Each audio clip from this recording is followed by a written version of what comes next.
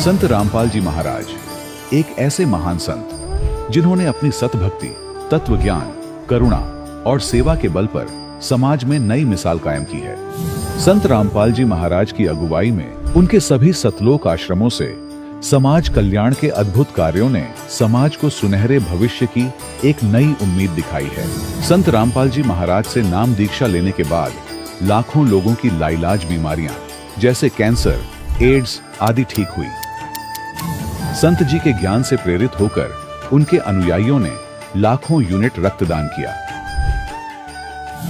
संत जी ने लाखों बहन बेटियों का दहेज मुक्त विवाह करवाया।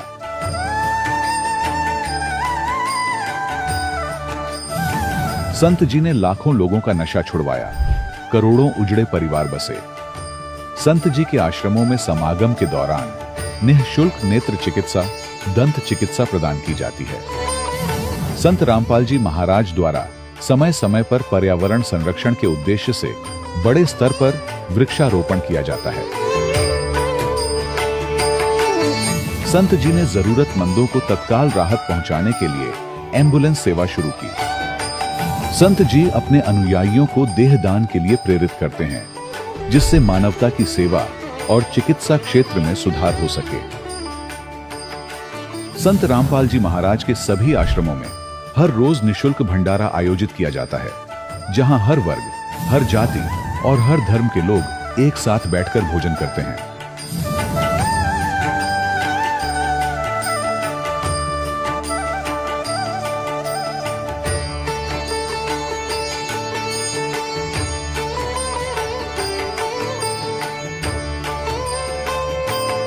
संत रामपाल जी महाराज के आश्रम में हजारों बुजुर्गों को सम्मान और प्यार के साथ जीवन जीने का अवसर मिलता है। उनके खाने, रहने और स्वास्थ्य की पूरी जिम्मेदारी संत रामपाल जी महाराज उठाते हैं।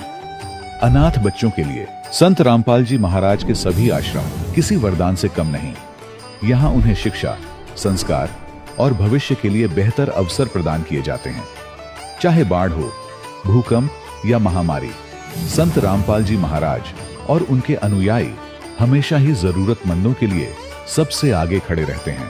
कोविड महामारी के दौरान संत रामपाल जी महाराज के आश्रमों से करोड़ों लोगों के लिए भोजन, दवाइयां और जीवन रक्षक सामग्रियां उपलब्ध कराई गई। चाहे गरीब की मदद हो या किसी शोषित और पीड़ित वर्ग के हक और सम्मान की लड़ाई, संत रामपाल जी महाराज ने हमेशा ही उनकी दबी आवाज को सरकारों तक पहुंचाया है और उन्हें उचित न्याय दिलवाने में अहम भूमिका अदा की है। समाज में आध्यात्मिक और सामाजिक मूल्यों के प्रति जागरूकता लाने में संत रामपाल जी महाराज हर कदम पर मानवता के सच्चे सेवक साबित हुए हैं। संत रामपाल जी महाराज का जीवन हमें सिखाता है कि सच्ची सेवा वही है जो निस्वार्थ भाव से की जाए। आइए हम भी इस महान सेवा के कार्य में इस महान संत से जुड़ें और संत रामपाल जी महाराज से नाम दीक्षा लेकर अपने जीवन को धन्य बनाएं।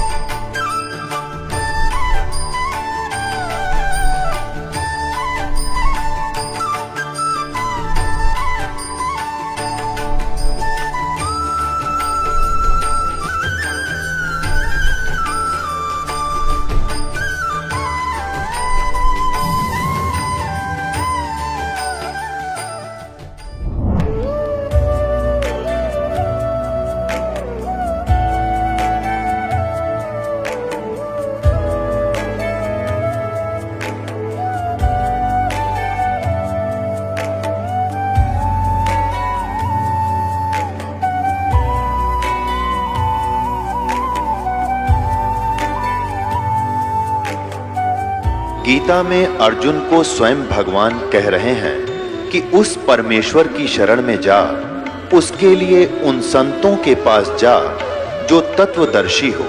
इसी प्रकार हजरत मोहम्मद को उनका अल्लाह कह रहा है कि कोई और पूर्ण परमात्मा है। उसको पाने के लिए उन तत्वदर्शी संत की तलाश कर। वो प्रभु कौन है, ये जानने के लिए कृपया अवश्य सुनिए जगत गुरु तत्वदर्शी संत रामपाल जी महाराज के अमृत वचन। सत साहिब दर्शकों, इंसान जीवन भर सुख शांति के लिए भटकता है, पर जब उसे सही मार्गदर्शन नहीं मिलता तो वह अपने जीवन को व्यर्थ समझने लगता है। दर्शकों, ऐसी ही कहानी है बागेश्वर उत्तराखंड के रहने वाले अरविंद कुमार आर्या जी की। अरविंद जी पहले हिंदू धर्म में प्रचलित सभी प्रकार की भक्ति साधनाएं किया करते थे, लेकिन इसके बावजूद भी इन्हें ना तो शारीरिक सुख मिल पा रहा था और ना ही मानसिक शांति। लेकिन दर्शकों, आज अरविंद जी का कहना है कि जब से मैंने संत रामपाल जी महाराज से नाम दीक्षा ली है और वर्तमान में चल रही शास्त्र विरुद्ध भक्ति साधनाओं को त्याग दिया है तथा संत रामपाल जी महाराज द्वारा बताई गई शास्त्रों के अनुकूल भक्ति साधना को अपनाया है, तब से मेरी जिंदगी की रूपरेखा पूर्णतः बदल गई है। दर्शकों, आखिर आज अरविंद जी हिंदू धर्म में प्रचलित सभी साधनाओं को शास्त्रों के विरुद्ध क्यों बता रहे हैं? आखिर इसके पीछे की सच्चाई क्या है? आइए सुनते हैं अरविंद जी की कहानी उन्हीं की जुबानी। नमस्कार सर। नमस्कार सर। सर क्या नाम है आपका? सर मेरा नाम अरविंद कुमार आर्या है। अरविंद जी आप कहाँ से हैं? मैं उत्तराखंड बागेश्वर से हूँ। अरविंद जी आपने संत रामपाल जी महाराज से नाम दीक्षा कब ली? संत रामपाल जी महाराज जी से नाम दीक्षा 11 फरवरी 2018 में ली। अरविंद जी अपनी भक्ति साधनाओं के बारे में बताएं, आपने क्या क्या भक्ति साधनाएं की हैं? सर मैं जैसे हमारे घर वाले सब करते देवी देवता की वैसे ही करते थे। उसके अलावा एक गुरु भी बना रखा था हमने। गुरु का दीपक भाई थे निरुमा, ये गुजरात के थे। उनसे नाम लेने के बाद मैं 2-3 साल उनकी भक्ति भी की। हमारी मम्मी ने भी की, हमारी माता जी भी जुड़ी थी। तो माता जी जुड़ने के बाद उनको कैंसर हो गया था। कैंसर होने के बाद 3 दिन बाद उनके मृत्यु को प्राप्त हो गई थी। तो उनसे जुड़ने के बाद मेरे को एक बहुत ही भयंकर बीमारी लग गई थी सर। बीमारी ऐसी लग गई थी कि मिर्गी के दौरे पड़ते थे बहुत भयंकर। अगर वो वहाँ दिल्ली था, मैं गुड़गांव में था, मैं जॉब करता था, वहाँ से नौकरी छूट गई थी। उन्होंने बोला पहले अपना इलाज कराओ, उसके बाद यहाँ आना। एक दिन पूजा करते करते फ़ोटो लगाई थी भगवान की खूब काफ़ी। फ़ोटो लगाने के बाद मैं जोत बाती करने के बाद ऐसे ही अपना अगरबत्ती धूप बत्ती जला रहा था, गिर गया। तो एक कम से कम आधे 1 घंटे बाद होश में आया। होश में आने के बाद मैंने कहा चलिए कोई बात नहीं, कोई ऐसी गलती होगी जो ऐसा तबीयत ख़राब होगी। फिर वहाँ से नौकरी छोड़ के मैं अपने यहीं आ गया था, बागेश्वर आ गया था। बागेश्वर आने के बाद ऐसे ही अपना मजदूरी करते थे। मजदूरी करने के बाद अपने जैसे भी है अपना गुजारा करते थे। संत रामपाल जी महाराज जी का एक शिष्य मिले, तो उनके पास पुस्तक थी ज्ञान गंगा। उनने मेरे को पुस्तक दी। पुस्तक देने के बाद कह रहे मोक्ष कैसे प्राप्ति होती है, ऐसे प्राप्ति होती है। उनके काफ़ी मेरी बहस हुई ने का मोक्ष कैसी प्राप्ति होती है। अपने कहानी मोक्ष के बारे में मैंने गुरु भी बना रखा है। हम वहाँ आश्रम में भी जाते तो हमारे वहाँ चाय के 5 रुपये लिए जाते थे। एक चाय पीते तो 5 रुपये लगते थे, और भंडारा करते तो 25 रुपये खाने के लेते थे। और उसके अलावा वहाँ जितने दिन रहेंगे उसके और मतलब खाने पीने के सारे पैसे लेते थे सर। लेकिन उससे कोई लाभ नहीं हुआ, मेरे को काफ़ी बीमारी रहा। तो पुस्तक में जो ज्ञान गंगा था उसमें सब लिखा हुआ था, गुरुजी ने बता रखा था। संत रामपाल जी महाराज जी ने बताया था कि आप ऐसे ऐसे भक्ति करो, ऐसे आपको फ़ायदा होगा, ऐसा फ़ायदा होगा। तो भगत से भाई काफ़ी बहस हुई। बहस होने का उन्होंने कहा कि आप मेरे साथ चलो, एक बार आप गुरुजी से नाम दीक्षा ले लो संत रामपाल जी महाराज जी से, आपकी बीमारी सही हो जाएगी। हमारे घर वाले कहने लगे तुम किसकी भक्ति कर रहे हो, क्या कर रहे हो ये। घर वाले बहुत जोर में आए। जोर में आने के बाद फिर एक जो हमारे यहाँ जागर होता है, भूत को भगाने वाला, एक भूत भगाने वाला भी आया। उसने कहा तुम्हारी दिल्ली की चुड़ैल लग रखी है, ये आप इसको एक मुर्गा खिलाओ, मुर्गा चढ़ाओ, तब जाके सही होगी करके। तो घर वालों ने ठीक है मुर्गा भी चढ़ाया हमने। गुरु जी संत रामपाल जी महाराज जी से नाम दीक्षा लेने से पहले मुर्गा एक को दिया, मुर्गा भी चढ़ाया। उसके बाद हमने सही हो जाएगा, उससे भी सही नहीं हुआ। मैं दवाई खाता था सर जी 2 टाइम की, सुबह शाम। वो दवाई खाऊंगा तो मैं चल पाता था, नहीं तो मेरे को मिर्गी के दौरे पड़ते थे। आप ये देखिए मेरे दांत टूटा हो गए, ये दांत टूट रखा है, और यहाँ पे टाँके लगे थे 3-4 के, दिख रहे होंगे सर जी आपको। ये संत रामपाल जी महाराज जी का शिष्य मिला था, तो वो ले गया था। मैं नाम दीक्षा केंद्र से नाम दीक्षा ली। मैंने घरवाले से कहा 8 दिन हो गए तुम लोग, मैं जब घर से बाहर निकलता था दवाई मेरे को देते थे, दवाई खाओ फिर जाओ हैं। अब 8 दिन हो गए तुम लोगों ने एक बार भी मेरे को दवाई दी है। तो घरवाले भी थोड़ी देर सोच में पड़ गई कि हाँ 8 दिन हो गए इसको आज तक दवाई नहीं खाई, नहीं तो 1 दिन 2 दिन अगर दवाई ना खाए इसको दौरे पड़ जाते थे, कहीं काम में भी नहीं जाता था। घर की स्थिति इतनी ख़राब थी, घर की टीन वाला छत हमारा था, सड़ गए एकदम, टीन गल गई थी, दीवार भी गिरने वाली हो रही थी। उसके बाद गुरुजी की दया से आज परमात्मा की ऐसी दया है, संत रामपाल जी महाराज जी के बढ़िया सीमेंटेड 2 कमरे हैं। और उसके अलावा एक फ़ायदा और बताना चाहता हूँ। गुरुजी से जुड़ने से पहले 2 लड़की हुई थी। एक लड़की हुई वो 6 महीने में मृत्यु को प्राप्त हो गई, दूसरी लड़की वो 1 महीने में मृत्यु को प्राप्त हो गई। फिर हमने कोई बात नहीं, परमात्मा की शरण से जुड़ने के बाद मेरी तीसरी लड़की हुई, परमात्मा की दया से। उसकी इतनी हड्डी बाहर थी पीछे की सर की, उसको हम सुलाते थे तो ऐसे सुलाते थे, ऐसे नहीं सुलाते थे हमने। तो किसी ने बताया इसको पीलिया हो गया है, पीलिया झाड़ने जाना पड़ेगा। तो हमने कहा हम झाड़ाते, हमारे गुरुजी ने मना कर रखा है झाड़ फूक करने के लिए। तो हमने कोई बात नहीं, गुरुजी से हम संत रामपाल जी महाराज जी से दंडवत प्रणाम करके डेली प्रार्थना करता था, गुरुजी आप ही हो जो हो, आपने इतनी बड़ी भयंकर बीमारी सही की, आप ही सब सही करोगे। तो गुरुजी की, संत रामपाल जी महाराज जी की दया से मेरी लड़की की हड्डी भी सही हो गई, आज सही सलामत है परमात्मा की दया से। अरविंद जी, क्या आप नशा भी किया करते थे? मैं आपको बताना चाहता हूँ कि मैं बहुत दारू पीता था, इतनी दारू पीता था कि हमारे बस चल नहीं पाता। बस सुबह हुई, दोस्त यार मिले, उन्होंने कहा दारू पियो, बीड़ी सिगरेट भी पीता था। मैं आपको दिखाना चाहता हूँ, मेरे हाथ में घाव भी है। ये ड्रिंक करने के बाद ये अपने देखिए, ये दिख रहा होगा, सिगरेट पीता था, इसी में बुझा भी देता था। काफ़ी दारू दिख रहे होंगे आपको निशान ये।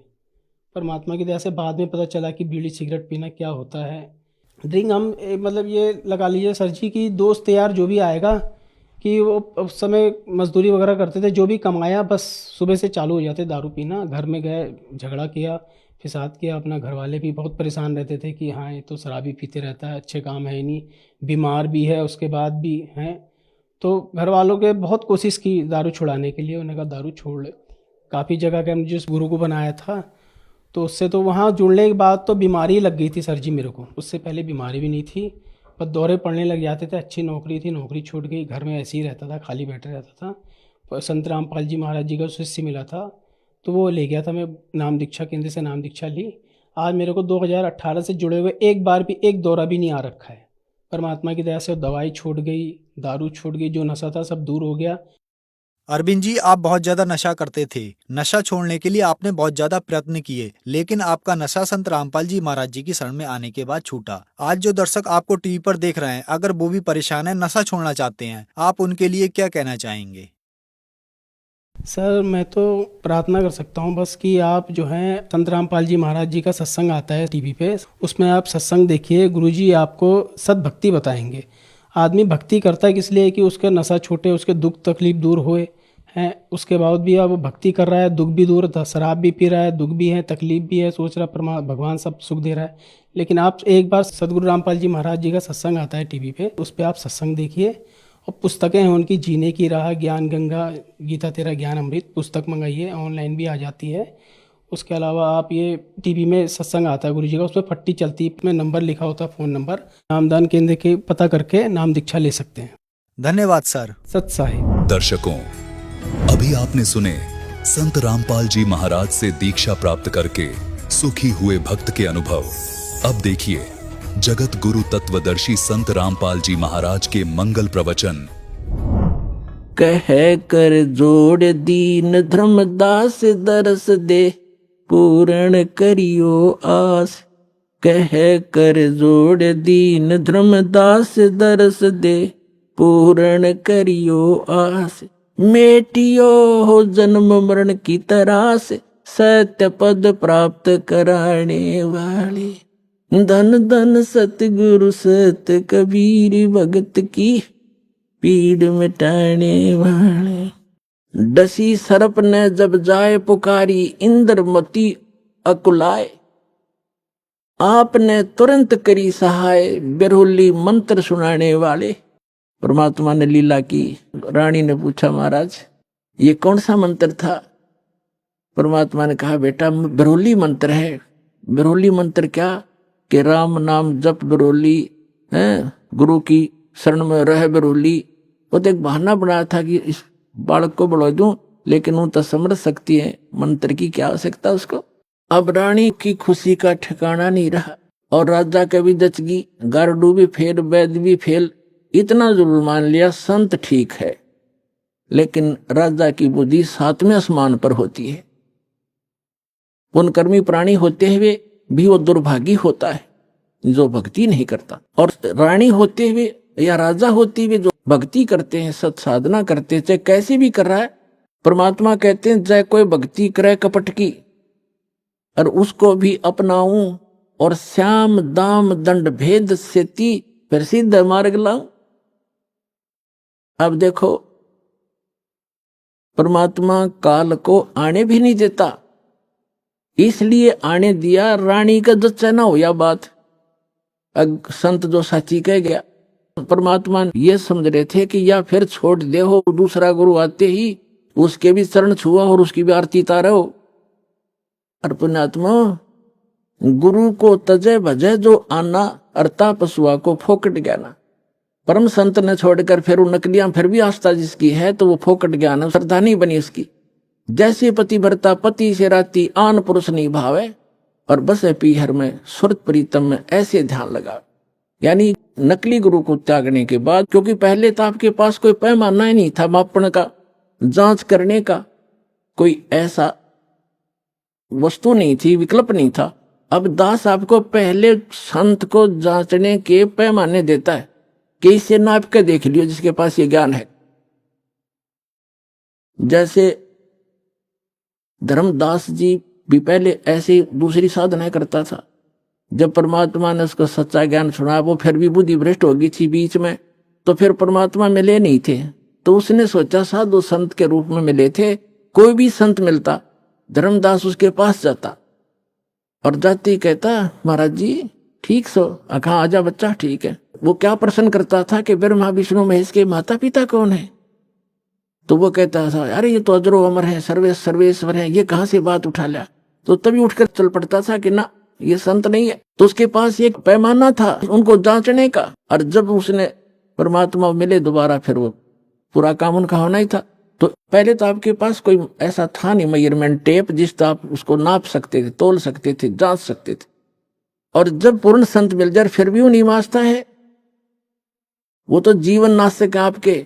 हाँ, उनको समझाने की चेष्टा करो। गुरुजी, पहले जो गुरुजी थे कि भक्त, महाराज जी आदर से बोलो, आप गलत दिशा पर जा रहे हो, इन प्रश्नों का उत्तर तो आप दो, और नहीं ताजा मेरे साथ अपना नाम लो, कल्याण कराओ। इतना यारी है उनके साथ, उससे आगे दोस्ती मत रखना।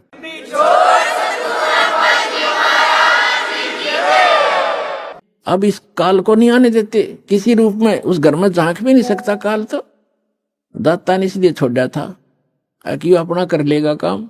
अरे इस बेटी का भी यकीन हो जाएगा, नया जीवन फिर नाश कर देगी, बीच में डूब देगी सारी कहानी ने। तो उसके बाद ऐसा दृढ़ विश्वास हुआ उस लड़की के, और परमात्मा बिना कुछ भी दिखाई नहीं दे।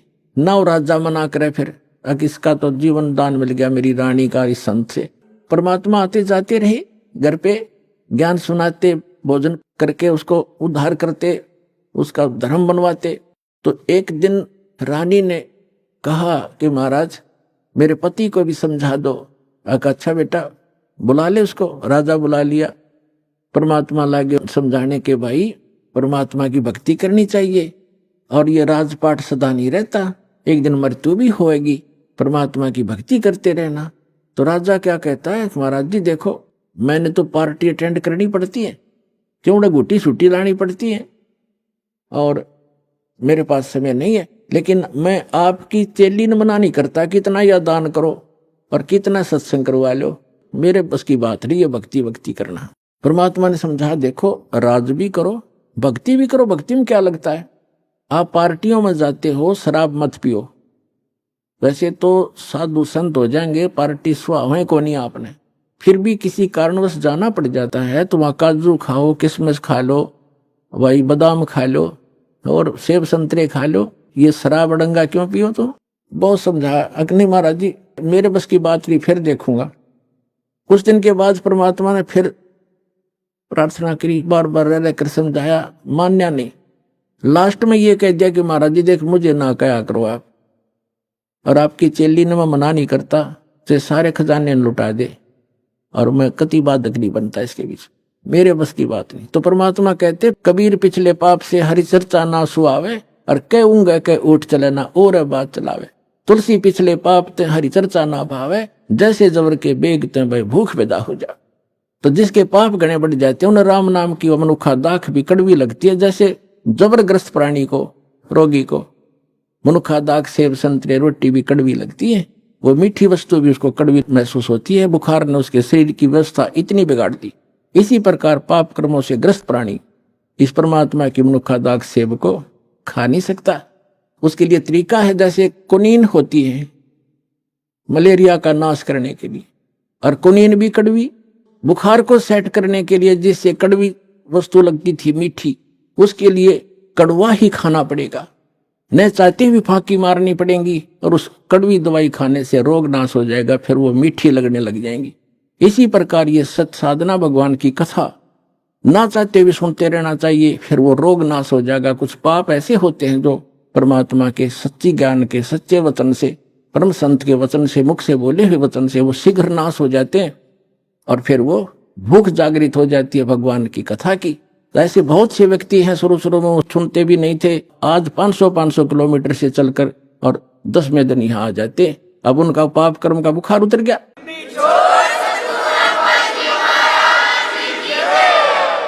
अब परमात्मा ने कहा था कि बेटी आज तू 40 वर्ष की थी जब तेरी डेथ होनी थी। उसने कहा जी हाँ बिल्कुल ठीक 40 वर्ष की थी जिस दिन मेरे को सर्प डसा, और अब मैं चाहूंगा जब मरेगी तू, काल नहीं मार सकता तुझे। अब वो रानी होगी 80-82 वर्ष की।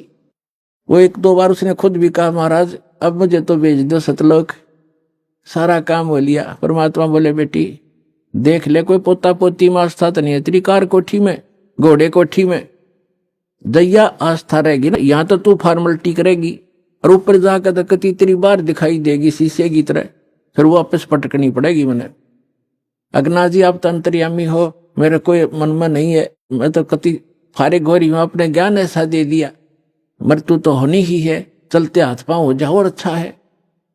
तो जब वो 85 वर्ष की होगी तब परमात्मा ने कहा कि ले चल इंद्रमती सतलोक चलते। अब चलो जी। अब परमात्मा अकेले आए थे और किसी को नहीं दिखाई दे रहे थे, और इंदुमती को दिख रहे थे, वो चलेगी। औरों के देखने लगे रानी मर गई, रानी मर गई, क्या हो गया, हार्ट फेल हो गया, कुछ भी कहते रहो, वह गई अपन उसको पता भी नहीं तो मरी है। तो मान सरोवर है ऊपर एक, यहाँ पर मान सरोवर है, उस मान सरोवर पर जाकर कुछ दिन के लिए इस जीव को वहां रखा जाता है। वहां रखने के बाद फिर इसकी भावना देखी जाती है ये अभी कितनी और कमजोर है। तो वहां जब मान सरोवर पर जा लिए उसमें स्नान कराया जाता है, कुछ आवरण जो गंध है हमारे आत्मा के मैल वहां परमात्मा के मंत्रित जल से भी ठीक होते। तो बाहर आकर बैठगी नारनी स्नान करके, और परमात्मा ने पूछा बेटा अब फिर देख ले कोई आस्था तेरे नीचे के लोक में तो नहीं किसी की, तेरी संपत्ति में। तो उसके मन में एक बात खटकेगी कि हे महाराज आपके ज्ञान से मुझे तो बहुत कुछ जानकारी होगी, लेकिन जो संसार की दृष्टि में जो मेरा पति है, अब तो मुझे अपने ओरिजिनल पति का पता लग गया, परम अक्षर ब्रह्म वो हमारा पति है। लेकिन शरीर का जो पति है वो बहुत बड़ी आदमी था, लेकिन उसकी नालायकी है मालिक, उसने भजन नहीं किया। लेकिन आज जो मुझे उपलब्धि हुई है उसमें उसका बहुत बड़ा सहयोग है मेरे पति का। उसने मुझे मना नहीं किया, यदि वो मुझे मना करता तो पत्नी तो अपने पति के विवश होती है, वो आपको भी प्रवेश नहीं करने देता समर्थ था, और मुझे भी भक्ति से वंचित करा देता। उस देवता ने कोई बाधा नहीं करी। यदि उसका कोई क्रेडिट बना हो इस काम का तो मेरी प्रार्थना है भगवान उसको भी शरण में लेना। पुण्यात्मा परमात्मा जान गए कि यह भी कमजोरी है।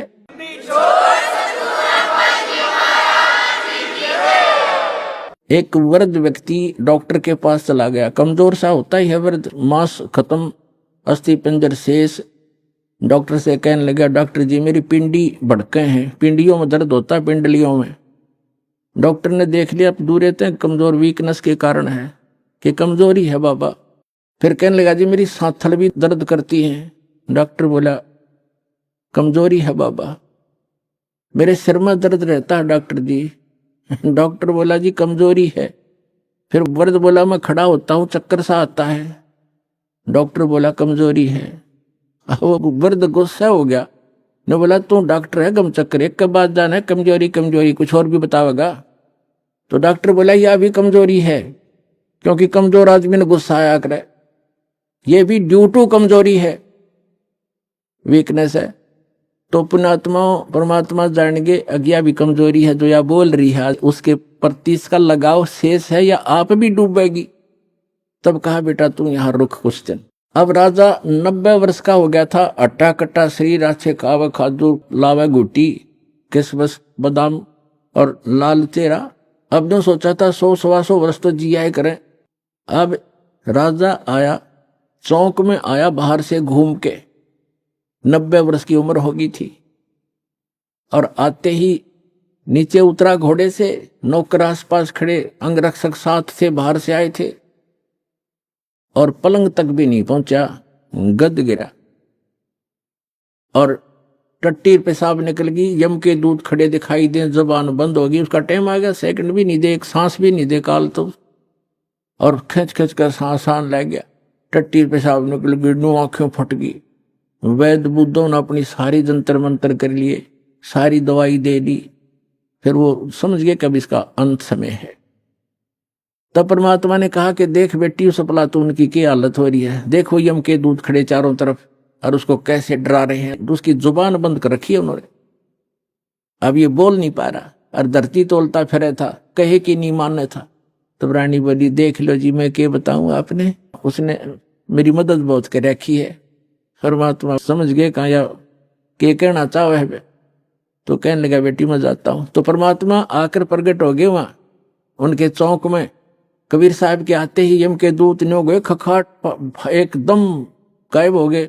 राजा होश में आ गया, और उसने सामने परमात्मा खड़े दिखाई दिए, चरणों में पड़ गए। और वो यम के दूत आकाश में दिखे, वो नो देखकर कभी भगवान की तरफ देखे। परमात्मा बोले, भाई आज तेरा एंड आ गया था चंद्र विजय, तेरा सांस शेष नहीं था। ने बोला, जी सही बात है। तो परमात्मा बोले, अब क्या चाहिए तुझे? अगर जी मैंने भक्ति दे दो, भक्ति दे दो, भक्ति करूंगा। तो पुण्यात्मा अब आंख खुल आदमी की जब पक्की यकीन हो जाए कहाँ टिकट कटेगी, तब भगवान दिखाई देता है। कहते हैं दुख में सुमन सब करे, सुख में करे ना कोई। और जय सुख में सुमन कर ले, दुख क्यों होए? तो परमात्मा बोले, 2 साल दूंगा तेरे को, और 2 वर्ष में जो भक्ति कर लेगा तो ठीक से, ना तो फिर तेरी बिरान मिट्टी हो जाएगी। दे के बच्चों ने राजपाठ और बैठ गया माला लेके। 2 साल के अंदर सारी कसर काट ली। कहते हैं जीवन तक थोड़ा ही बला जब सत सुमरण हो, और लाख वर्ष का जीवन लिखित रहनी को। तो इस प्रकार उन दोनों प्राणियों का मोक्ष किया उस कबीर भगवान ने। तो कबीर साहब कहते हैं, भक्ति बीज होए जो हंसा, और तारों तास के 71 वंशा। आपकी 101 पीढ़ी पार करेगा भगवान, ये सत्कर मान लियो, लगे रहना आखिरी सांस तक।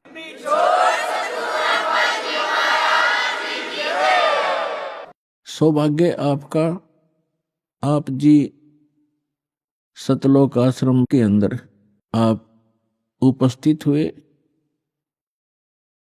कोटि कोटि जन्मों के शुभ संस्कार जिस पुण्य आत्मा के उदय होते हैं, वही पुण्यकर्मी प्राणी सतलोक आश्रम से जुड़ते हैं। उन पुण्यात्माओं के पूर्व संस्कारों की गिनती नहीं हो सकती। परमेश्वर कबीर जी हम सभी आत्माओं को यथार्थ ज्ञान कराने के लिए आते हैं, और वो ज्ञान वो अपने मुख कमल से स्वयं बोलते हैं।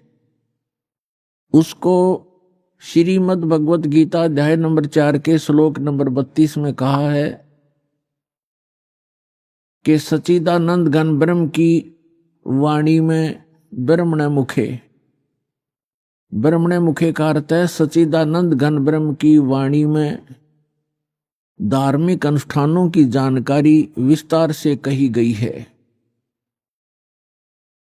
और उस अमरवाणी को, तत्व ज्ञान को जानने के पश्चात प्राणी पूर्ण रूप से मोक्ष प्राप्ति कर लेता है।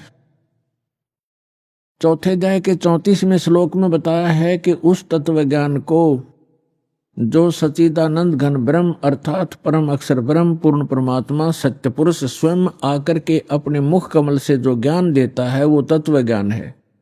उस तत्व ज्ञान को तू तत्वदर्शी संतों के पास जाकर समझ, उनको दंडवत प्रणाम करने से और निष्कपट भाव से, सरलता से प्रसन्न करने से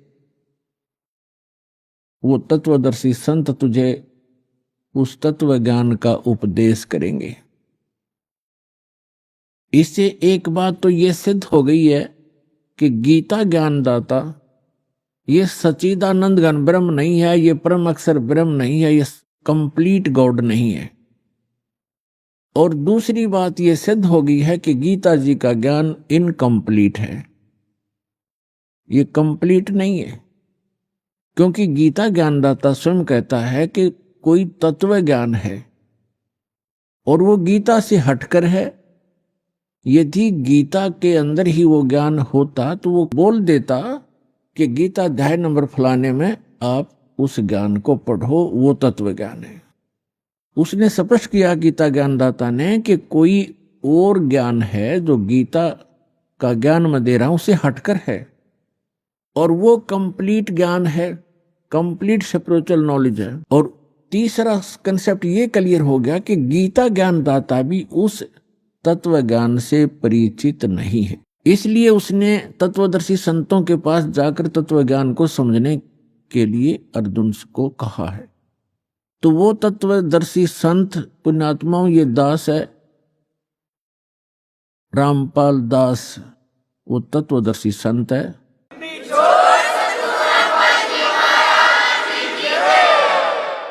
जिस ज्ञान का श्री ब्रह्मा, श्री विष्णु, श्री शिव जी को ज्ञान नहीं, देवी को ज्ञान नहीं, गीता ज्ञानदाता इस सर्वपुरुष ब्रह्म को ज्ञान नहीं, वो ज्ञान परमेश्वर ने अपनी अमृत वाणी में, कबीर वाणी में लिखा हुआ है। और कबीर पंथी भी उस ज्ञान को समझ नहीं सके। सच्चिदानंद घन ब्रह्म की वाणी सूक्ष्म वेद कहलाता है। वो सूक्ष्म वेद को जो कबीर पंथी कहलाते हैं वो भी नहीं समझ सके, क्योंकि वेदों का समझना ये जनसाधारण की सतर की बात नहीं है। गुरु बिन काहू न पाया ज्ञान, जो थोथा बुस छड़े मूड किसान। गुरु बिन वेद पढ़े जो प्राणी, समझे न सार रह अज्ञानी। क्योंकि गुरु के बिना वेदों को समझा नहीं जा सकता, और गुरु के बिना जो वेद पढ़ते हैं उनको निष्कर्ष पता लगता नहीं, सारांश से परिचित नहीं हो पाते। इसलिए उनका प्रयत्न ऐसा है जैसे कोई मूढ़ किसान भूस को कूट कर उससे कनक प्राप्ति का प्रयत्न कर रहा हो।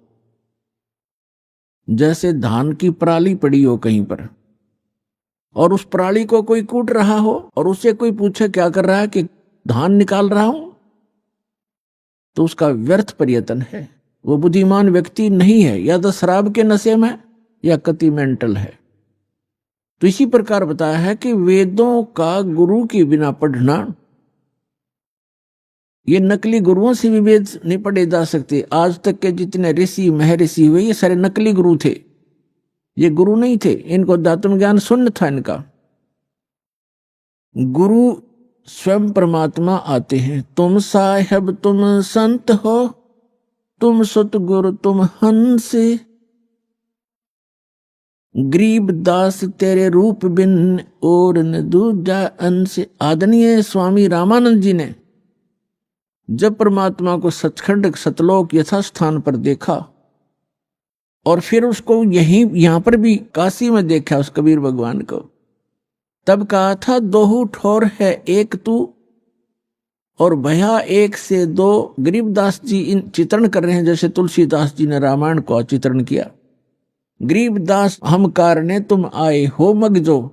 रामानंद जी कह रहे हैं कि हमारे लिए आप सतलोक से चलकर आए हो, दोनों ठोड़ आप ही हो, ऊपर भी सतलोक में सचखंड में भी आप हो और यहां भी आप ही हैं। दोहू ठोर है एक तू भया एक से दो, गरीबदास हम कारणे तुम आए हो मगजो।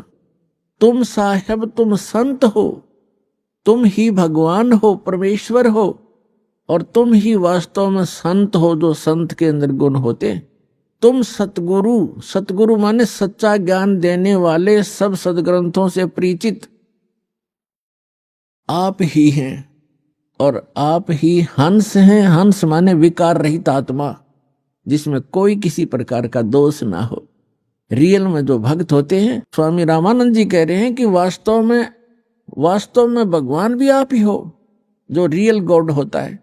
कंप्लीट गॉड आप हैं, और आप ही संत हो, संत जो शील स्वभाव के होते हैं, और आप ही सतगुरु हो, सब सदग्रंथों को जानने वाले। सतगुरु के लक्षण कहूँ मधुरे बैन विनोद, 4 वेद 6 शास्त्र वो कहे 18 बोध। सतगुरु के लक्षण भी बता दिए कि सभी सदग्रंथों का जानकार होता है वो सतगुरु होता है। तो उन सब सदग्रंथों का ज्ञान परमेश्वर ने स्वयं सतगुरु रूप में आकर के 600 वर्ष पहले कबीर वाणी में, सच्चिदानंद घन ब्रह्म की वाणी में बोला। वो परमात्मा स्वयं आकर ही अपना ज्ञान बताते हैं, वो वास्तव में गुरु होते हैं, और उनके द्वारा बोली गई अमृतवाणी लिपिबद्ध की जाती है, वो सूक्ष्म वेद है, सच्चिदानंद घन ब्रह्म की वाणी है, वो कबीर वाणी है। उस सूक्ष्म वेद को कबीर पंथी नहीं समझ सके, अन्य समाज तो कोसों दूर है उनके विधान और परमात्मा के ज्ञान से, लेकिन जो कबीर पंथी कहलाते थे ये नकली हैं सारे, क्योंकि इनके पास कबीर साहब का यथार्थ ज्ञान नहीं, इनके पास यथार्थ भक्ति विधि नहीं। तो इसलिए उसके पश्चात परमात्मा स्वयं फिर अन्य महापुरुषों को भी मिले अपना साक्षी बनाने के लिए कि कबीर इज गॉड। पुण्यात्माओं, परमात्मा का जो ज्ञान है परमात्मा ही करा सकता है। जीव अपनी शक्ति बल से या अपने अभ्यास प्रयत्न से परमात्मा को नहीं जान सकता। अगर ये जान सके होते तो हजारों वर्ष इन्होंने समाधि मेडिटेशन करके देख लिए। अब जो 2.5 घंटे सुबह 2.5 घंटे शाम भक्ति करके मोक्ष का दावा करते हैं, वो खोखला दावा उनका। हजारों वर्ष उन्होंने इस शरीर में खूब टक्कर मार ली और लास्ट में कह दिया गॉड इज फॉर्मलेस, परमात्मा निराकार है, परमात्मा का केवल प्रकाश देखा जा सकता। तो परमात्मा नहीं देख सके वह, परमात्मा का जब प्रकाश देखा है तो परमात्मा बिना प्रकाश होगा किसका?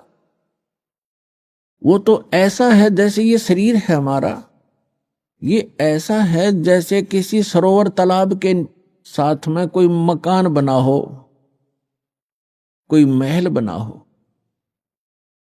और उस सूर्य का प्रकाश उस सरोवर के जल से रिफ्लेक्ट होकर, प्रतिबिंब होकर के, और उस मकान की किसी छत पर लग रहा हो, तो वहां उसका प्रकाश तो सूर्य का है, लेकिन वो सूर्य नहीं है।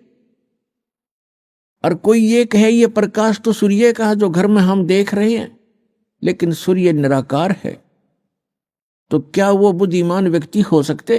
तो इस शरीर रूपी महल में उस परमात्मा का रिफ्लेक्टेड यानी प्रतिबिंब देखते हैं ये लोग, और लास्ट में इन्होंने यही मान लिया कि परमात्मा निराकार है, परमात्मा का केवल प्रकाश देखा जा सकता है त्रिकुटी में या जहां भी वो ध्यान का व्यर्थ प्रयत्न करते।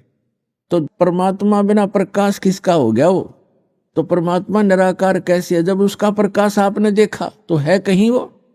तो सूर्य को निराकार बताने वाले और सूर्य का प्रकाश देखने का दावा करने वाले वो बुद्धिहीन प्राणी है। यही यथास्थिति समझ लेना इन अज्ञानी ऋषि महर्षि और आज तक के जितने परमात्मा से अपरिचित संत हैं, उन्होंने यही थ्योरी बताई है, चाहे वो राधा स्वामी पंथ से संबंधित है, चाहे वो धन सतगुरु पंथ से, चाहे जय गुरुदेव पंथ से, और चाहे कोई अन्य जितने भी आज तक संत ऋषि महर्षि आप जिससे भी विचार सुनोगे, परमात्मा निराकार है। और जो निराकार और साकार दोनों स्थिति बताते हैं वो कति अनजान है। वो कहते हैं परमात्मा मूलतः तो वो निराकार ही है, लेकिन यहां साकार बनकर आता है, जैसे श्री राम और श्री कृष्ण रूप में। कोई बात हुई? फिर निराकार साकार अलग कैसे हो गया? तो साकार मानो या निराकार मानो उसको, तो दोनों सच्ची नहीं होती किसी वस्तु की। कोई नो कहे अंधा भी है दिखा भी है, ये दोनों बात थोड़ी हो सकती है कि अंधा है तो अंधा ही है, उसको दिखता नहीं फिर, और दिखता है फिर अंधा कैसे? निराकार है तो साकार कैसे? वो साकार है तो निराकार कैसे? तो जिन महापुरुषों को परमात्मा स्वयं मिले अपने प्रयत्न से, पुण्यात्माओं, आज तक किसी ने भगवान को पाया नहीं। राज्य भी त्याग दिया, परिवार भी त्याग दिया, जंगल में वन में जाकर के गुफाओं में भी रह लिए, धुने लगाकर प्रयत्न किए, चारों तरफ आग बाल कर, और झरनों में खड़े होकर भी साधकों ने परमात्मा प्राप्ति का प्रयत्न किया, लेकिन ऑल इन वेन, यानी सभी निष्फल रहे, क्योंकि उनकी साधना अकॉर्डिंग टू द शास्त्र नहीं थी, उनकी साधना शास्त्र अनुकूल नहीं थी, मनमाना आचरण था। और अब भी जो कर रहे हैं मनमाना आचरण, वो भी अपना जीवन व्यर्थ कर रहे हैं। जैसे श्रीमद् भगवद गीता अध्याय नंबर 16 के श्लोक 23 और 24 में स्पष्ट किया है कि शास्त्र विधि को त्याग कर जो मनमाना आचरण करते हैं, उनको न तो कोई सुख होता है, न उनकी परम गति होती है, और न ही उनका कोई कार्य सिद्ध होता है, उसको कोई सिद्धि भी प्राप्त नहीं होती, अर्थात यूजलेस, व्यर्थ। इसलिए गीता अध्याय नंबर 16 के श्लोक नंबर 24 में स्पष्ट किया है, इससे तेरे लिए अर्जुन कर्तव्य और अकर्तव्य की व्यवस्था में सदग्रंथ ही प्रमाण है। सदग्रंथों के आधार से ही आप अपना कौन सी साधना करनी चाहिए, कौन सी ना करनी चाहिए, ये निर्णय कीजिए। किसी की दंत कथा लोकवेद पर विश्वास मत कीजिए। तो जितने भी ये कह रहे हैं कि परमात्मा निराकार है, वो एक कहीं रहता नहीं है, उसका कोई बॉडी नहीं है, परमात्मा बॉडीलेस है, तो ये सब भ्रमित हैं, इनको कतई ज्ञान नहीं अध्यात्म मार्ग का। और जिन महापुरुषों को परमात्मा आकर मिले, वो स्वयं ही आकर मिले, उनका एक विधान है, वो ऐसी लीला करते ही करते हैं जैसे हमारे वेद प्रमाण करते हैं। ऋग्वेद मंडल नंबर 9 सूक्त 86 मंत्र 26 और 27 में, ऋग्वेद मंडल नंबर 9 सूक्त 82 मंत्र 1, 2, 3 में, ऋग्वेद मंडल नंबर 9 सूक्त 54 मंत्र 3 में, ऋग्वेद मंडल नंबर 9 और सूक्त 94 के मंत्र 1 में, ऋग्वेद मंडल नंबर 9 सूक्त 95 के मंत्र नंबर 2 में, ऋग्वेद मंडल नंबर 9 सूक्त 96 के 96 के मंत्र 16 से लेकर 20 में, ऋग्वेद मंडल नंबर 9 सूक्त 20 के मंत्र 1 में, ऋग्वेद मंडल नंबर 9 सूक्त 1 मंत्र 8 और 9 में। और भी अनेक स्थानों पर यह प्रत्यक्ष प्रमाण है कि परमात्मा ऊपर रहता है सतलोक में, तेजों में, लोक में, धाम में। वो एक पृथ्वी है जो स्वप्रकाशित है, और वहां परमात्मा एक राजा के समान विराजमान है, सिंहासन पर, यानी तख्त पर, सिंहासन पर कहो, तख्त कहो। जैसे कहते थे ना, दिल्ली के तख्त पर बाबर का राज्य इतने वर्ष तक रहा, तख्त माने सिंहासन, गद्दी। तो अनंत कोट ब्रह्मांड के कंट्रोलर के सिंहासन यानी तख्त पर वो परमात्मा राजा के समान विराजमान है, और वहां से गति करके आते हैं, अच्छी आत्माओं को मिलते हैं और उनको यथार्थ ज्ञान कराते हैं, अपने से परिचित कराते हैं। वो लीला कबीर परमात्मा ने, अल्लाहू अकबर ने, सच्चिदानंद घन ब्रह्म ने की है, जो काशी में 120 वर्ष तक जुलाहे की लीला करके सहसरी राय थे, सहसरी चले गए। अपने गुणों के अनुसार वो परमात्मा किन किन महापुरुषों को कलयुग में मिले, जो दास के नोटिस में है, नॉलेज में है।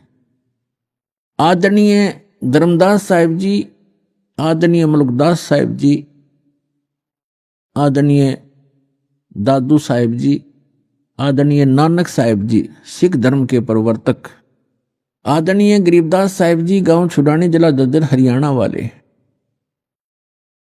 आदरणीय गीसा दास जी, गांव खेखड़ा, जिला मेरठ, उत्तर प्रदेश वाले, आदरणीय स्वामी रामानंद जी, बनारस वाले, काशी वाले। इन महापुरुषों को वो परमात्मा अपनी लीला अनुसार, अपने गुणानुसार मिले और इनको सचखंड लेकर गए। धर्मदास जी को जब सचखंड लेकर गए, 3 दिन तक वो अचेत रहे, 3 दिन और 3 रात। ऐसे ही मुलुकदास जी को लेकर गए, वो भी 3 दिन तक अचेत रहे। ऐसे ही नानक जी को लेकर गए सिख धर्म के प्रवर्तक को 3 दिन तक वो लापता रहे। उनका शरीर कहीं जंगल में रख दिया। उनकी आत्मा को लेकर परमात्मा सचखंड गए। तीसरे दिन उनको वापस छोड़ा। वहां के उपस्थित व्यक्तियों ने सोच लिया था कि ये बेई नदी के अंदर जल में डूब गए हैं नानक जी, क्योंकि डुबकी लगाकर पानी से बाहर नहीं आए थे, स्नान करने के लिए डुबकी लगाई थी, वहां से अंतर्ध्यान हो गए थे। इसी प्रकार आदरणीय दादू साहेब जी को परमात्मा लेकर गए थे। 3 दिन तक वो भी अचेत रहे थे। 3 दिन 3 रात, और तीसरे दिन फिर आकर के परमात्मा ने उनकी आत्मा वापस डाल दी थी। वो सचेत हो गए थे। उसके बाद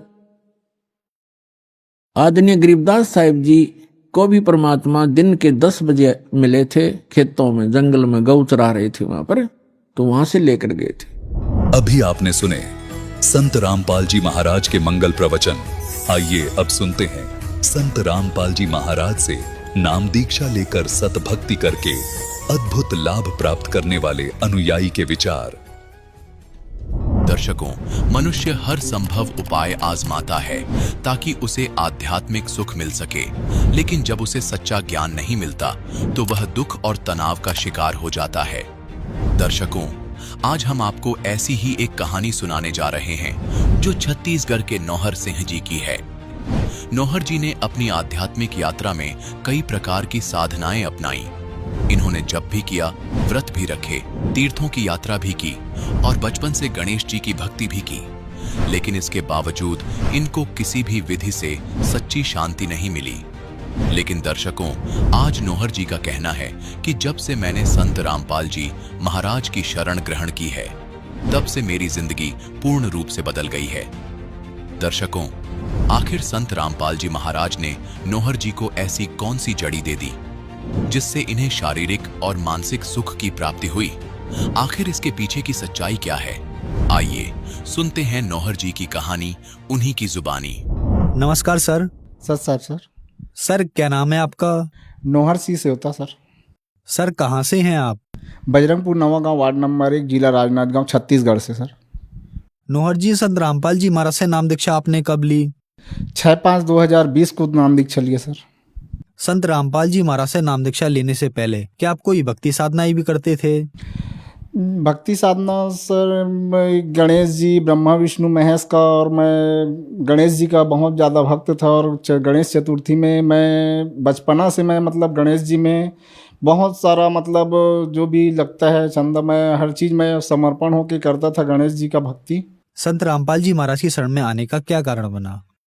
संत रामपाल जी महाराज के शरण में आने का कारण तो बहुत बड़ा है भगत जी। मैं अपने शरीर से बहुत दुखी था। मैं अपने पेट का बहुत बड़ा समस्या था। पेट में जलन, ढकार, एसिड और बहुत दर्द करता था। मैं 2-3 साल से बेड में था और दर्द से इतना ज़्यादा त्रस्त था कि मैं रोते रोते एकदम बहुत ज़्यादा परेशान था। मैं डॉक्टरों की जगह गया, यहाँ महाराष्ट्र में लांजी में गया और रायपुर सोयास हॉस्पिटल, जहाँ पे बहुत बड़ा डॉक्टर लीवर स्पेशलिस्ट जो डॉक्टर बलवीर सिंह जो आते थे उसके पास गया। राजनांदगांव में पारक नर्सिंग होम में डॉक्टर के पास गया। फिर उसके बाद सब डॉक्टरों ने अपना अपना रिपोर्ट और रिजल्ट के लिए सब वो किए। फिर उसके बाद मैं सभी जगह टेस्ट करवाया। फिर डॉक्टर लोग भी समझ नहीं पाए, बीमारी कुछ है ही नहीं करके बोलते थे। फिर उसके बाद मैं इतना ज़्यादा त्रस्त हो गया कि दर्द पीड़ा से कि किसी जगह कोई डॉक्टर से कोई दवाई गोली से भी ठीक नहीं हो रहा है।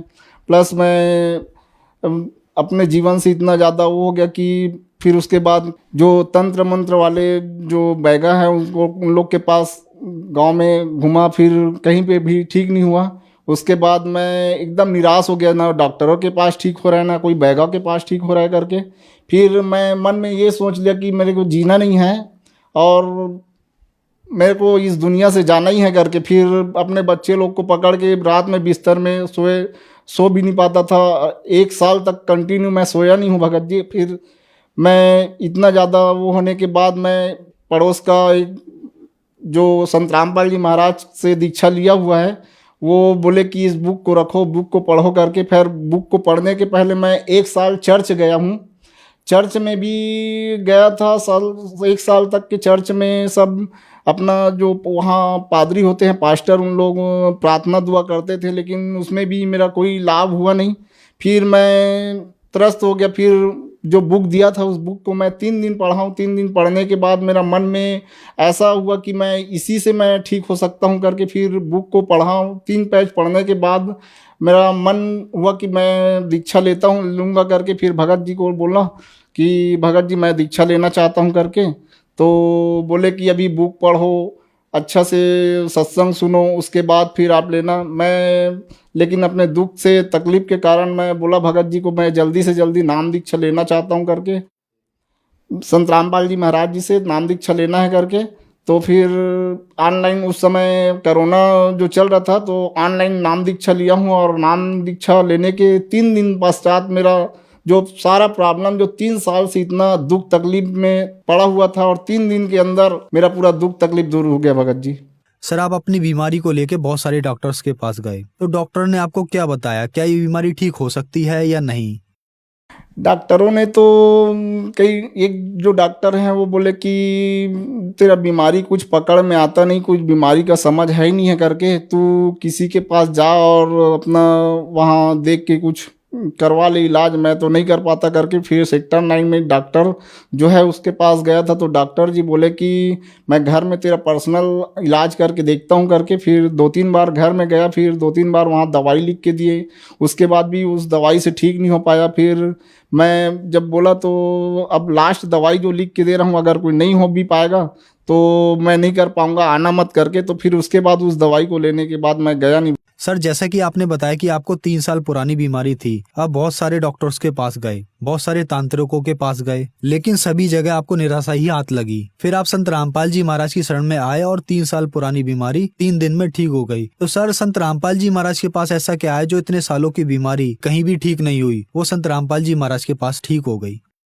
संत रामपाल जी महाराज हमारे वेद शास्त्र से प्रमाणित ज्ञान बताते हैं, और यहाँ तक कि मेरे मोहल्ले वाले बोलते हैं कि इतना बैगा के पास घूमा है तो संत रामपाल जी महाराज भी ऐसा कुछ जादू से वो करवाता होगा ऐसा करके, लेकिन वैसा कुछ नहीं है। संत रामपाल जी महाराज हमारे से शास्त्र से प्रमाणित ज्ञान देकर उसी से सब भक्ति साधना करवाते हैं, और वही भक्ति जो दिए हैं उसी भक्ति से मेरा सब तबीयत ठीक हुआ है। सच सर, जो आपके हाथ में रिपोर्ट्स हैं ये किस चीज़ की हैं? ये रिपोर्ट है भगत जी, ये रायपुर में सुयस हॉस्पिटल में जो डॉक्टर जो बोले थे एक बार, ये राजनांदगांव गांव का है। राजनांदगांव गांव में जो डॉक्टर दिवाकर सर हैं उसी से मैं इंडोस्कोपी करवाया था, और ये इंडोस्कोपी करवा के उसके बाद 2-3 महीना उसी के पास इलाज करवाया हूँ, लेकिन इलाज करवाने से मेरा कोई फ़र्क पड़ा नहीं। और डॉक्टर बोल रहे थे कि मतलब तेरा आंत में सूजन है करके, लेकिन जो सूजन है वो भी आज तक को कभी ठीक हुआ नहीं, ना कोई दवाई से ना कोई चीज़ से। संत रामपाल जी महाराज से नाम दीक्षा लेने के बाद आज मैं बहुत ही अच्छा महसूस कर रहा हूँ, और पूरे ठीक हूँ, फिट हूँ, और मेरा कोई दवाई गोली नहीं है, ना ज़रूरत है अभी। सर, क्या और भी लाभ मिले आपको संत रामपाल जी महाराज से नाम दीक्षा लेने के बाद? संत रामपाल जी महाराज से नाम दीक्षा लेने के बाद तो मुझे बहुत सारा लाभ हुए हैं भगत जी। पहले मैं 21 साल से काम करता था पशु आहार गोदाम में, वहाँ का सुपरवाइज़र था। 21 साल काम करने पर भी मुझे कोई ऐसा कुछ लाभ मिला नहीं है, बस अपना जीवन रोजी रोटी बस चल रहा था। जैसा मैं नाम दीक्षा लिया हूँ गुरु जी से, और नाम दीक्षा लेने के बस 3 महीना बाद तबीयत ठीक होकर के मैं अपने वो जो मालवाहक ऑटो खरीदा हूँ मालिक की कृपा से। सर, लाखों की संख्या में दर्शक आज आपको टीवी पर देख रहे हैं, और बहुत सारे ऐसे लोग हैं जो अपनी जिंदगी से हताश हो गए हैं। उनके लिए आप एक उदाहरण हैं। जैसे कि आपने बताया कि आपकी 3 साल पुरानी बीमारी ठीक हो गई, आपने रिपोर्ट्स भी दिखाई, तो जो लोग परेशान हैं उन लोगों के लिए आप क्या कहना चाहेंगे? सर जी, मैं जो भाई हैं जो अपने बीमारी से, अपने घर की समस्या से जो परेशानी में जूझ रहे हैं, उनसे मैं बारंबार निवेदन करता हूं कि वे भी आए हमारे गुरुजी के शरण में, और गुरुजी से नाम दीक्षा लेकर सद्भक्ति करें, और अपना कल्याण कराएं और संत रामपाल जी महाराज जी से दीक्षा लेकर अपना कल्याण कराएं और सद्भक्ति कर अपने मानव जीवन का लाभ उठाएं। संत रामपाल जी महाराज से नाम दीक्षा कैसे ली जा सकती है? संत रामपाल जी महाराज से नाम दीक्षा जो चैनल में 7:30 बजे जो सत्संग चलता है उसमें नीचे जो पीला पट्टी जो चल रहा है उसमें जो कांटेक्ट नंबर है उस कांटेक्ट नंबर में आप कॉल करके नाम दीक्षा ले सकते हैं। धन्यवाद सर। सत्संग। संत रामपाल जी महाराज एक ऐसे महान संत जिन्होंने अपनी सतभक्ति, तत्व ज्ञान, करुणा और सेवा के बल पर समाज में नई मिसाल कायम की है। संत रामपाल जी महाराज की अगुवाई में उनके सभी सतलोक आश्रमों से समाज कल्याण के अद्भुत कार्यों ने समाज को सुनहरे भविष्य की एक नई उम्मीद दिखाई है। संत रामपाल जी महाराज से नाम दीक्षा लेने के बाद लाखों लोगों की लाइलाज बीमारियां जैसे कैंसर, एड्स आदि ठीक हुई। संत जी के ज्ञान से प्रेरित होकर उनके अनुयायियों ने लाखों यूनिट रक्तदान किया। संत जी ने लाखों बहन बेटियों का दहेज मुक्त विवाह करवाया।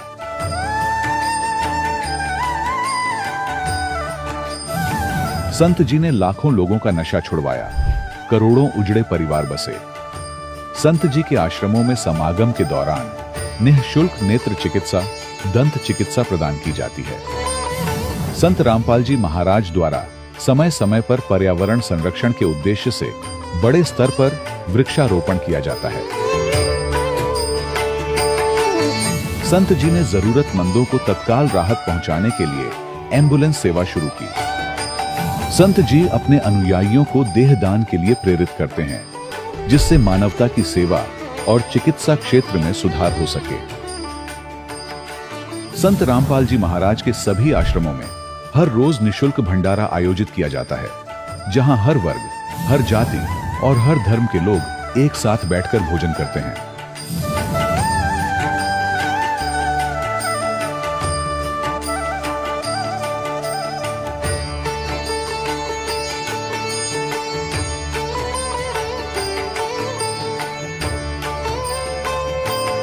संत रामपाल जी महाराज के आश्रम में हजारों बुजुर्गों को सम्मान और प्यार के साथ जीवन जीने का अवसर मिलता है। उनके खाने, रहने और स्वास्थ्य की पूरी जिम्मेदारी संत रामपाल जी महाराज उठाते हैं। अनाथ बच्चों के लिए संत रामपाल जी महाराज के सभी आश्रम किसी वरदान से कम नहीं। यहाँ उन्हें शिक्षा, संस्कार और भविष्य के लिए बेहतर अवसर प्रदान किए जाते हैं। चाहे बाढ़ हो, भूकंप या महामारी, संत रामपाल जी महाराज और उनके अनुयायी हमेशा ही जरूरतमंदों के लिए सबसे आगे खड़े रहते हैं। कोविड महामारी के दौरान संत रामपाल जी महाराज के आश्रमों से करोड़ों लोगों के लिए भोजन, दवाइयां और जीवन रक्षक सामग्रियां उपलब्ध कराई गई। चाहे गरीब की मदद हो या किसी शोषित और पीड़ित वर्ग के हक और सम्मान की लड़ाई, संत रामपाल जी महाराज ने हमेशा ही उनकी दबी आवाज को सरकारों तक पहुंचाया है और उन्हें उचित न्याय दिलवाने में अहम भूमिका अदा की है। समाज में आध्यात्मिक और सामाजिक मूल्यों के प्रति जागरूकता लाने में संत रामपाल जी महाराज हर कदम पर मानवता के सच्चे सेवक साबित हुए हैं। संत रामपाल जी महाराज का जीवन हमें सिखाता है कि सच्ची सेवा वही है जो निस्वार्थ भाव से की जाए। आइए हम भी इस महान सेवा के कार्य में इस महान संत से जुड़ें और संत रामपाल जी महाराज से नाम दीक्षा लेकर अपने जीवन को धन्य बनाएं।